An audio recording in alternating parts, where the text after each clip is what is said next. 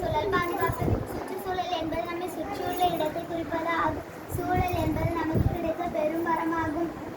சுற்றுச்சூழலை பாதுகாத்தால் தான் மழைப்பொழிவு சிறப்பாக இருக்கும். மழைப்பொழிவு இருந்தால் தான் விவசாயம் செய்ய முடியும். விவசாயம் நடைபெற்றால் தான் உணவு கிடைக்கும். உணவு உண்பதால் தான் உயிர் வாழ முடியும். எனவே நாம் சுற்றுச்சூழலை பாதுகாக்கலாம். மனிதர்களாகிய நாம் சில தவறுகளை திருத்தினால் போதும். சுற்றுச்சூழலை பாதுகாக்கலாம். காட்டுக்குள் உள்ள மரங்களை வெட்டக்கூடாது. அப்படி வெட்டுவதால் மழைப்பொழிவு குறைகிறது. நெகிழி பைகளை எரிப்பதன் மூலம் அதிலிருந்து வரும் நச்சு புகை கார்பன் டை ஆக்சைடு வளிமண்டலத்துக்கு சென்று அங்கு ஓசோன் படலத்தில் துளையிடுகிறது.